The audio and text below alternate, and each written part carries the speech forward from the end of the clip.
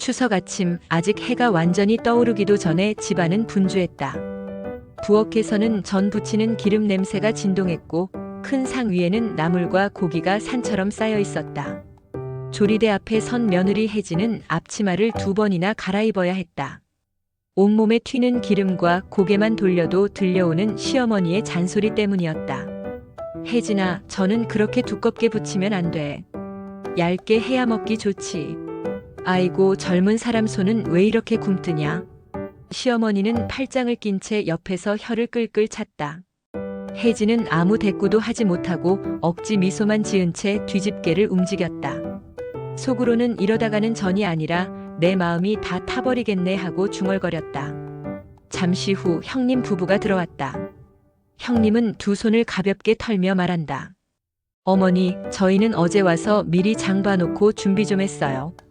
오늘은 조금만 도와드리면 되겠죠? 순간 혜진의 눈썹이 실룩거렸다. 형님은 늘 그렇다. 명절 며칠 전부터 시댁에 와서 좋은 며느리 노릇을 다 해놓고 정작 본격적인 당일에는 뒤로 빠져 앉아 있는 경우가 많았다. 그러다 보니 당일의 고생은 혜진 몫이었다. 상 위에 놓을 음식이 채워질수록 부엌 공기는 점점 더 뜨거워졌다. 시어머니는 전통을 강조했다. 차례상은 조상님께 드리는 거니 간소화하면 안 돼. 옛날 그대로 해야 한다. 그러자 삼촌이 툭 끼어들었다. 요즘 시대가 어느 땐데 아직도 그렇게 다 차려요? TV에서도 이제는 간소화하라고 하던데. 순간 공기가 얼어붙었다. 시어머니의 얼굴은 시뻘개졌고 옆에 있던 큰아버지는 술 한 모금을 꿀꺽 삼키며 한마디 거들었다. 삼촌 말도 맞지. 꼭 다 지켜야 하나?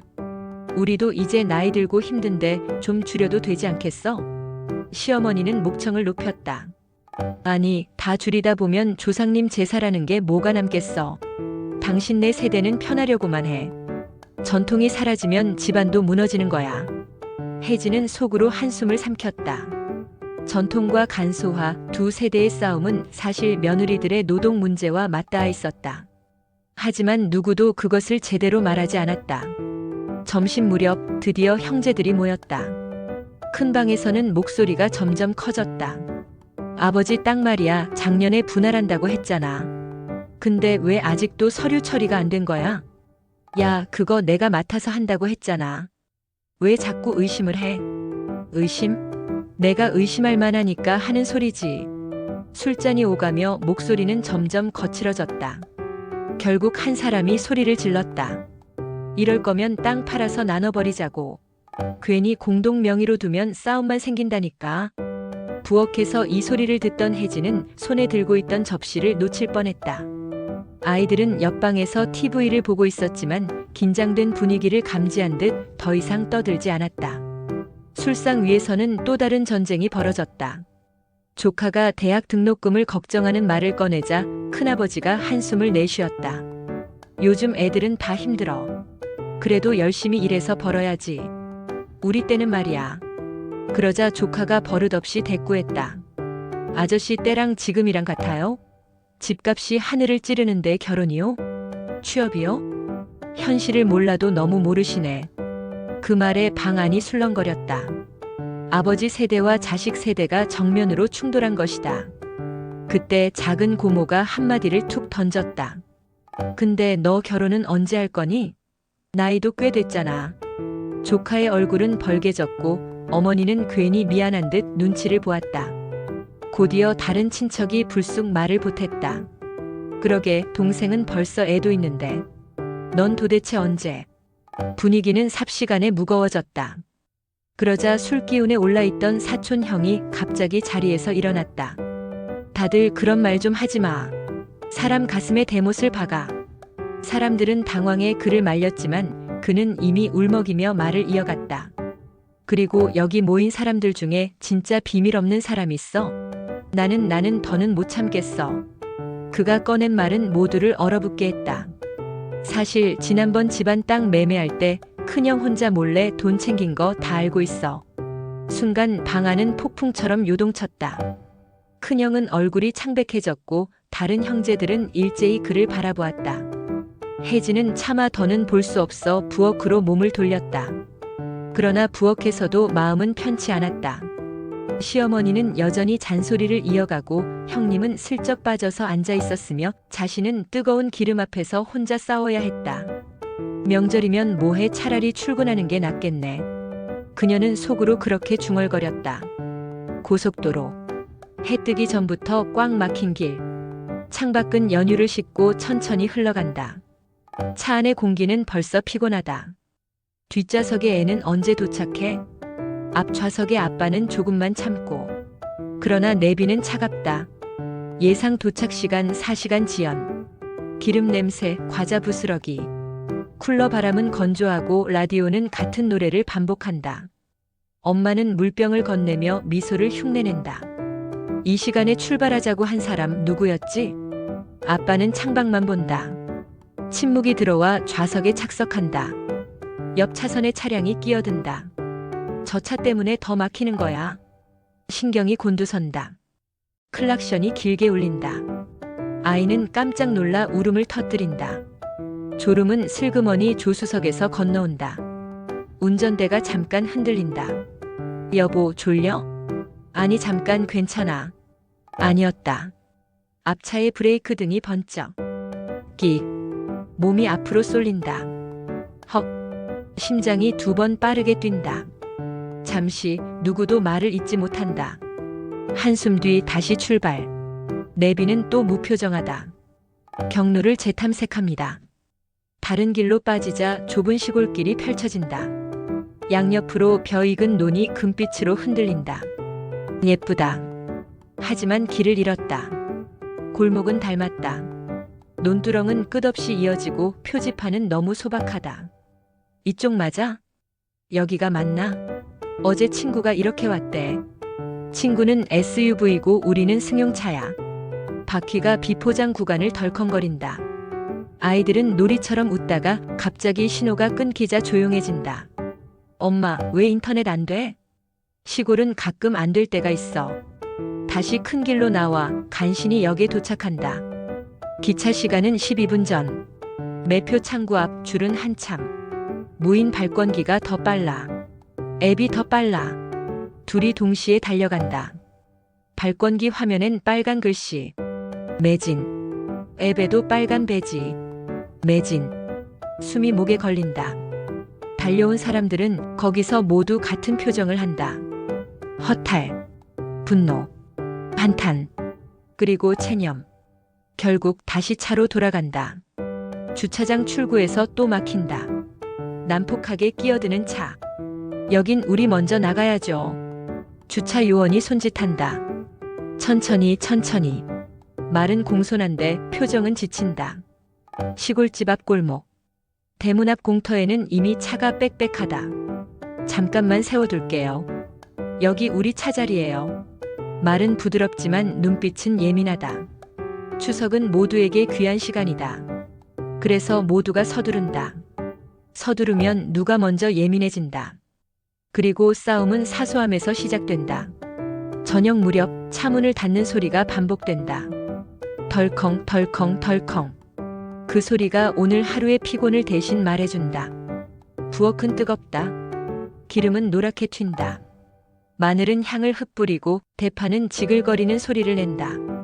냄비 뚜껑에 맺힌 김이 손등을 스친다. 앗! 그 짧은 외마디에 시어머니의 잔소리가 덧붙는다. 그래서 장갑을 끼라니까. 상차림 명단이 적힌 종이가 김으로 눅눅해졌다. 붉은 동그라미, 파란 체크. 사람들은 체크박스를 좋아한다. 끝냈다는 느낌. 정리했다는 착각. 하지만 빠진 건 빠진 그대로다. 큰 상 앞에서 아버지가 조용히 물었다. 생선 어디 갔지? 부엌은 잠깐 정적. 그 정적은 곧 소동의 전조. 생선 안 올렸어? 누가 맡았어? 제가인 줄 알았는데 형님이 하신다고. 내가 언제? 눈빛들이 서로를 찾는다. 잘못을 찾는다.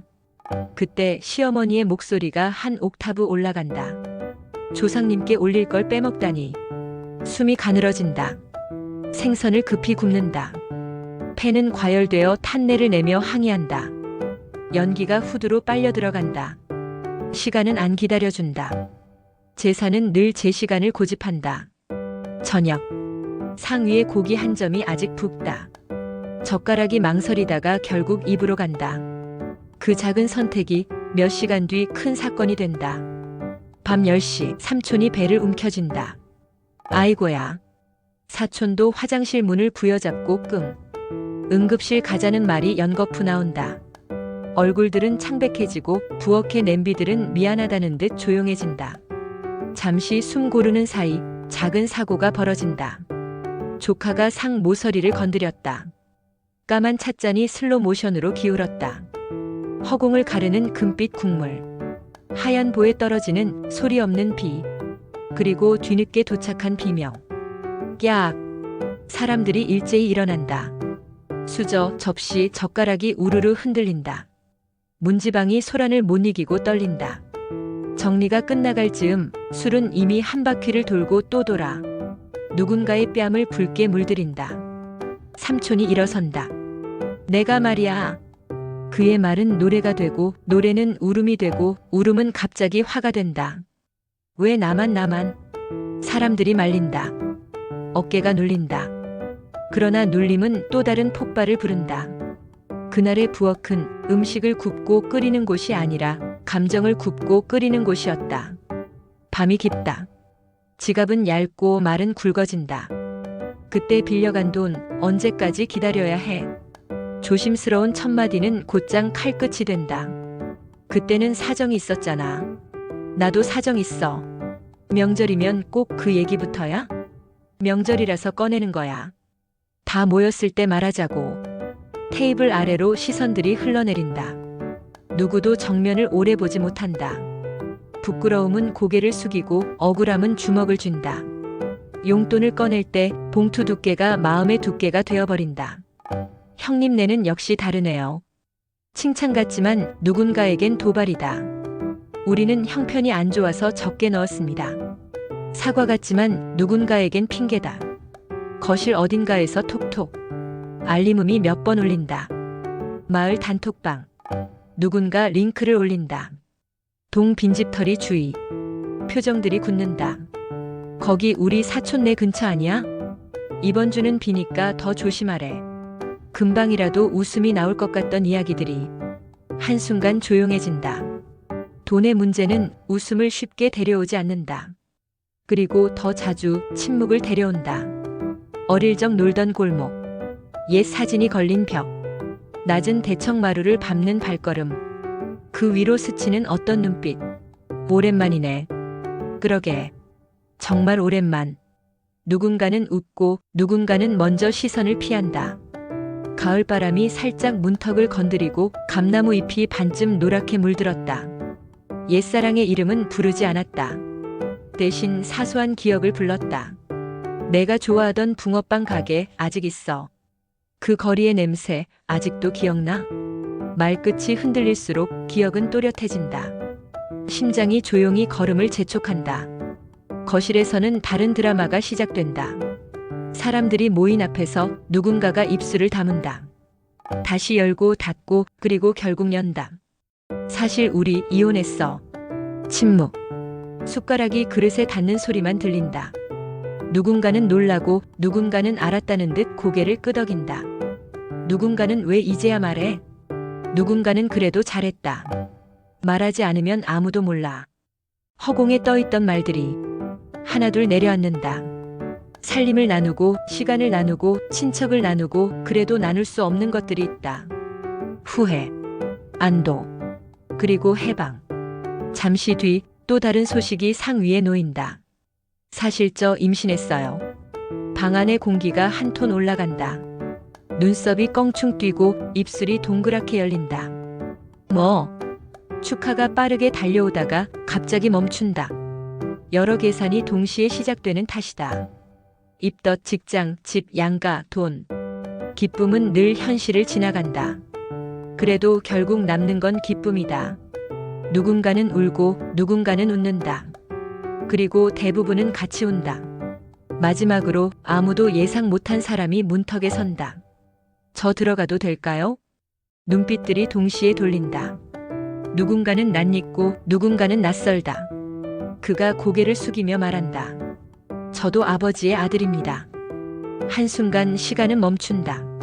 바람은 창밖에서 숨을 멈춘다. 사진 속의 옛날 사람들이 방 안을 쳐다보는 듯하다. 의자의 다리가 바닥을 긁는 소리가 유난히 크게 들린다. 무슨 소리야? 언제부터? 증거는? 질문이 사방에서 튕긴다. 그는 봉투를 내민다. 종이의 가장자리가 손에 쥐어 구겨져 있다. 사람들의 표정은 익숙한 얼굴을 잃는다. 가족은 한순간 낯선 집단이 된다. 그 밤 누군가는 문을 닫고 울고 누군가는 마당으로 나가 하늘을 본다. 별은 여전히 차갑게 빛난다. 감정은 여전히 뜨겁게 끓는다. 새벽 공기가 상쾌하다. 마당에는 제상에 올릴 음식 냄새가 아직 남아있다. 그 냄새를 가장 먼저 찾아낸 건 집안의 강아지였다. 꼬리로 바닥을 탁탁 친다. 눈이 반짝인다. 점프. 접시가 흔들린다. 안 돼. 이미 늦었다. 고기 한 점이 사라졌다. 2점. 3점. 강아지는 천국을 맛보고 사람들은 지옥을 본다.